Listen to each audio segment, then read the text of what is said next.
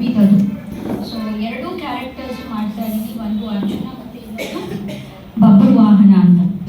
So ಆ ಕಡೆ ನಿಂತ್ಕೊಂಡ್ರೆ ಅರ್ಜುನ, ಈ ಕಡೆ ನಿಂತ್ಕೊಂಡ್ರೆ ಬಬ್ರುವಾಹನ ಅಂತ. ಸೊ ಎರಡೂ ರೋಲ್ ಮಾಡ್ತಾ ಇದ್ದೀನಿ, ಆ ಕಡೆ ಅರ್ಜುನ, ಸೊ ಈ ಕಡೆ ಬಬ್ರುವಾಹನ.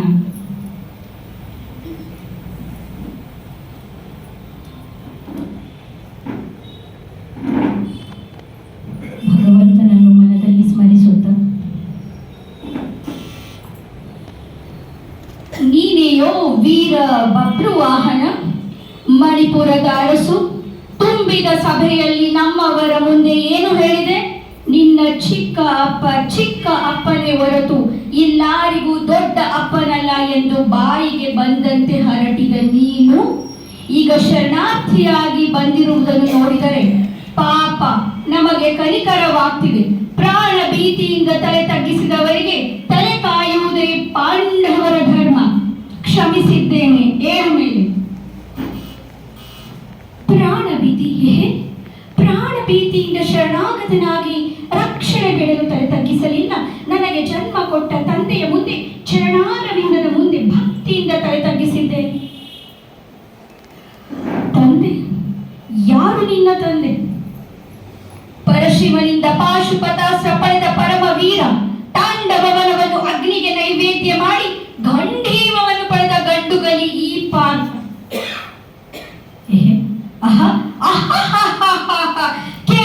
ಕೇಳಿದಿರಾ ಈ ವಿಚಿತ್ರವಾದ ಮಾತುಗಳನ್ನು? ಪರಶಿವನಿಂದ ಪಾಶುಪತಾಸ್ತ್ರ ಪಡೆದ ಪಾರ್ಥ ಅಂದ್ರೆ ನಾನು, ಇವನ ತಂದೆ. ಯಾಕೆ ನಗು, ಯಾಕೆ ಪರಿಹಾಸ್ಯ? ಇದೇನು ಉಕ್ಕಿ ಬರುತ್ತಿರುವ ಪುತ್ರ ವಾತ್ಸಲ್ಯಕ್ಕೋ ಅಥವಾ ಅಶ್ವಮೇಧದ ಕುದುರೆಯನ್ನು ಕಂಡ ತಕ್ಷಣ ಕಪ್ಪ ಕಾಣಿಕೆಗಳನ್ನು ಕೊಟ್ಟು ಶರಣಾಗತನಾಗಲಿಲ್ಲ ಎಂಬ ಆಕ್ರೋಶಕ್ಕೋ? ಎರಡಕ್ಕೂ ಅಲ್ಲ. ನೀನು ನನ್ನ ತಂದೆ ಅಂದ್ಯಲ್ಲ, ಅದಕ್ಕೆ. ನೀವೇ ನನ್ನ ತಂದೆ ಎಂಬ ಸತ್ಯ ಇವತ್ತು ನನ್ನ ತಾಯಿಯಿಂದ ತಿಳಿದು ಬಂದ ತಕ್ಷಣ ನಿಮ್ಮ ಪಾದ ಸೇವೆಗಾಗಿ ಓಡೋಡಿ ಬಂದೆ. ತಾಯಿ? ಯಾರು ನಿನ್ನ ತಾಯಿ? ಏನ್ ರಂಬೆಯೋ, ಊರ್ವಶಿಯೋ, ಮೇನಕಿಯೋ, ತಿಲೋತ್ತಮೆಯೋ? ಹರಿ ಶಾಂತಂ ಪಾಪಂ. ಪವಿತ್ರರಾದ ನನ್ನ ತಾಯಿನ ರಂಬೆ ಊರ್ವಶಿಗೆ ಹೋಲಿಸ್ತಿದ್ದೀರಾ?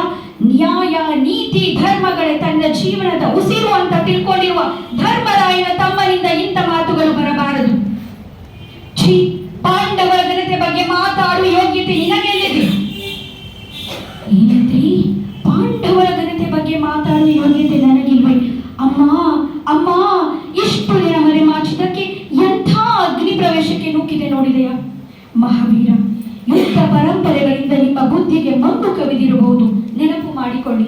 ತೀರ್ಥಯಾತ್ರೆಗೆ ಮಣಿಪುರಕ್ಕೆ ಬಂದಿದ್ದು, ತಾಯಿ ಚಿತ್ರಾಂಗದೆಯನ್ನು ನೋಡಿದ್ದು, ಗಾಂಧರ್ವ ರೀತಿಯಿಂದ ಮದುವೆಯಾಗಿದ್ದು, ನನ್ನ ಜನ್ಮಕ್ಕೆ ಕಾರಣರಾಗಿದ್ದು, ಇದೊಂದು ನಿಮಗೆ ನೆನಪಿಲ್ಲವೇ? ನಿಜವಾಗಿದ್ದರೆ ತಾನೇ ನೆನಪಿರೋದಕ್ಕೆ ಯಾವ ಮಣಿಪುರ, ಯಾವ ಚಿತ್ರಾಂಗದೆ, ಯಾರ ಗಾಂಧರ್ವ ವಿವಾಹ, ಯಾರು ನನ್ನ ಮಗ?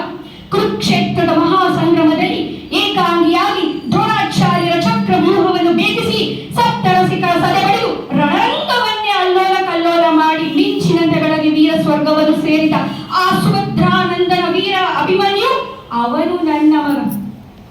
ಮೊದಲೇ ನಾನು ನಿಮ್ಮ ಮಗ ಎಂಬ ಸತ್ಯ ತಿಳಿದಿದ್ದರೆ ಕುರುಕ್ಷೇತ್ರದಲ್ಲಿ ವೀರ ಸ್ವರ್ಗವನ್ನು ಸೇರ್ತಿದ್ದು ಆ ಅಭಿಮನ್ಯುವಲ್ಲ, ಈ ನಿಮ್ಮ ಮಗ ಬಬ್ರುವಾಹನ. ಇಲ್ಲದೆ ಹೋದರೆ ಕೇವಲ 18 ದಿವಸಗಳಲ್ಲಿ ನಡೆದ ಮಹಾಯುದ್ಧವನ್ನು ಕೇವಲ 8 ದಿವಸಗಳಲ್ಲಿ ಮಾಡಿ ಮುಗಿಸುತ್ತಿದ್ದ ಈ ನಿಮ್ಮ ಮಗ ಬಬ್ರುವಾಹನ. ಮಾತಿಗೂ ನನ್ ಮಗ ಅಂತ ಯಾಕೆ ಬೊಗಳ್ತೀಯ? ಹೋಗಿ ನಿನ್ನ ತಾಯಿ ಕೇಳು, ನಿನ್ನ ಜನ್ಮಕ್ಕೆ ಕಾರಣದ ಅಪ್ಪ ಯಾರು ಅಂತ. ಇದೇ ಮಾತನ್ನು ಬೇರೆ ಯಾರು ಆಡಿದ್ರೆ ಅವರ ಹೃದಯವನ್ನು ಬಗೆದು ರಣಚಂಡಿಗೆ ಉತ್ತರ ನೀಡುತ್ತಿದ್ದೆ. ಆದರೆ ನೀವು ಹಿರಿಯರು, ಶ್ರೀಕೃಷ್ಣನ ಪರಮಾಪ್ತರು, ಆ ಗೌರವದಿಂದ ನಿಮ್ಮನ್ನು ಕೈ ಮುಗ್ದು ಕೇಳ್ಕೊಳ್ತಿದ್ದೇನೆ.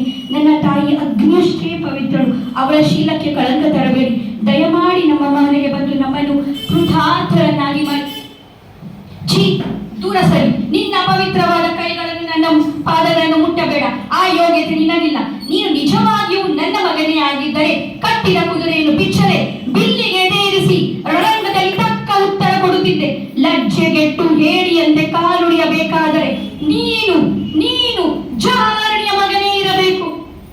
ಆ ಜಾರಣಿಯ ಮಗ ಬೊಗ್ಗದು ನುಗ್ಗುವ ಪ್ರವಾಹವನ್ನು ಪ್ರತಿರೋಧಿಸಬಲ್ಲೆ, ಕಾಲ್ಗಿಚ್ಚನ್ನು ಕಾಲಿನಲ್ಲಿ ಮೆಟ್ಟಿ ಅಡಗಿಸಬಲ್ಲೆ, ಬರಸಿಡಿಲ ಬಡಿತವನ್ನು ಬಲಿತ ಮುಷ್ಟಿಯಲ್ಲಿ ಹಿಡಿಯಬಲ್ಲೆ. ಆದರೆ ಆದರೆ ಮಾತೃ ನಿಂದೆಯನ್ನು ಮಾತ್ರ ನಾನು ಸಹಿಸಲಾರೆ. ಅರ್ಜುನ